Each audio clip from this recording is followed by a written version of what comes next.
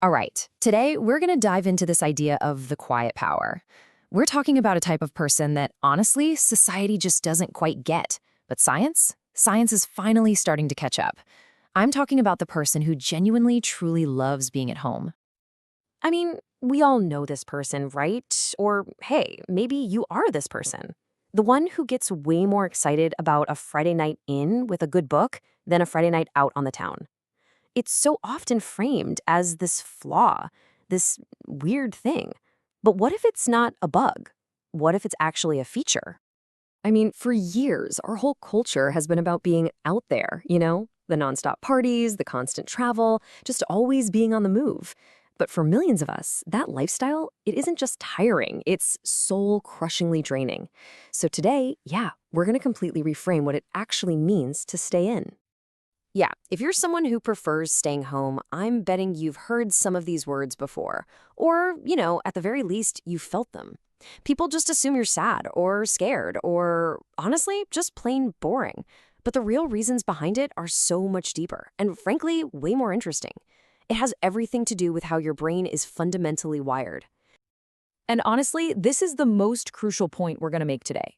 For so many people, preferring to be at home isn't some kind of character flaw, it's a neurological reality. It all boils down to how your brain manages energy, how it processes everything coming at it, and where it finds that sense of contentment. So let's break that down. Okay, first things first, let's get one thing straight. Introversion is not the same as shyness, not at all. Shyness is about the fear of social judgment. Introversion, that's all about energy management. You see, extroverts get energy from being around people. But for introverts, every single conversation, every little social cue they have to process, it's like a little drain on their battery. And home?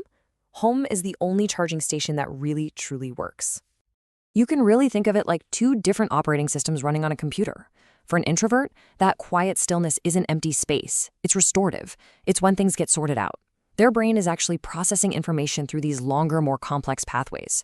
Meanwhile, for an extrovert, the outside world is where they get those little dopamine hits that make them feel alive and energized. It's not better or worse, it's just different circuitry. And you know what? It's not just about introversion. A lot of people who love being home also have something called high sensory sensitivity. Basically, it just means their nervous system is dialed up to 11. It processes all the input, sounds, lights, everything, way more intensely. So crowded restaurant, for some people that's just fun background noise. But for you, your brain is trying to decode every single conversation, every clinking glass, all at the same time. What feels like energy to someone else can feel like a complete system overload to you. And this really gets to a core difference, doesn't it? So many people feel restless or antsy in the quiet because their brains are literally wired to seek out external stuff. Music, notifications, constant plans, to get that little hit of dopamine. But your brain doesn't need that. You can sit in a quiet room and feel perfectly fine. Why? Because that feeling of contentment is being generated from the inside.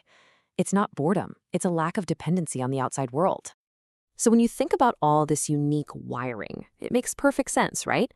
The home environment becomes so much more than just a place to sleep. It literally transforms into this essential sanctuary, a place for regulation and really for self-preservation. I mean, just think about the incredible contrast here. The outside world is totally unpredictable. It's overstimulating, it demands that you put on a social mask and perform. But at home, you control the variables. You control the lights, the sounds, the pace of your day. It's the one place where your nervous system can finally drop its guard and just exhale. And this is such a critical distinction to make.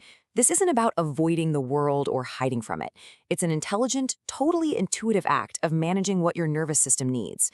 You're simply giving your body and your brain that low-threat environment they absolutely require to rest, recover, and reset. Okay, so this brings us to one of the biggest, most common myths about people who love being alone.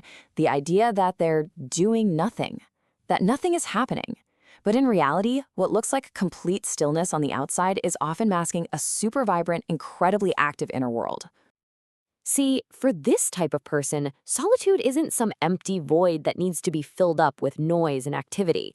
No, it's a space to be explored. It's where the mind finally gets the room it needs to stretch out and expand without a million interruptions. This is what we call the invisible work of solitude.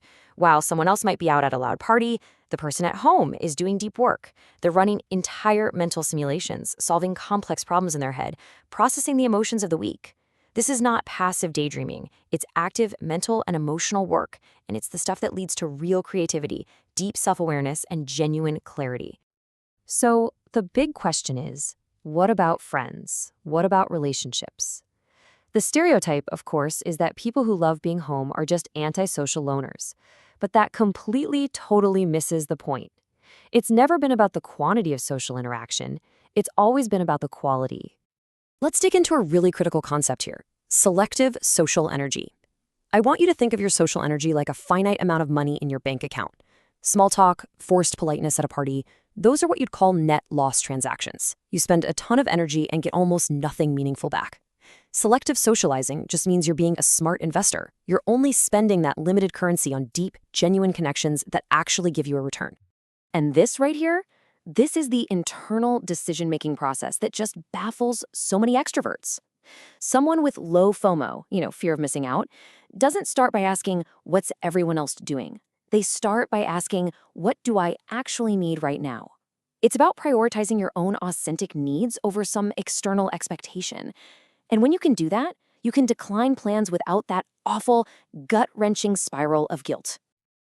Ultimately, this all points to a much deeper truth. A lot of people really do build their identity on external feedback, on the likes, the comments, the invitations. Their sense of self kind of needs an audience to exist. But for the confident person who is comfortable at home, their sense of self is stable. It doesn't just crumble into dust the second no one is watching. Now, we have to be really honest for a second. There is a very, very fine line between healthy, nourishing solitude and unhealthy avoidance. Your home can be a sanctuary, sure, but it can also become a cage. And that means we have to ask one really important question. Is this about peace or is it about hiding? Are you staying home because it genuinely fills you up, because it nourishes your soul and lets you recharge? Because that is peace. Or are you staying home because the thought of leaving just feels too heavy, because you feel paralyzed by social anxiety or maybe even depression? Because that's hiding. And being really, truly honest with yourself about the difference, well, that's everything. But for those of you who stay home from a place of peace, this is the ultimate reframe. I want you to really hear this. You're not missing out. You're tuning in. You're not avoiding life. You're curating it. You aren't falling behind. You're connecting with yourself. You're not rejecting the world. You are intentionally, carefully building a world that actually works for you, based on your own unique rhythm and your own needs. And so, we'll end with this thought. Instead of constantly trying to force yourself to fit into a world that praises nonstop motion, just try asking yourself this one simple question, and then actually listen to the answer and trust it. Because that can change absolutely everything. It's the first step toward living a life that isn't just performed for others, but is genuinely felt by you.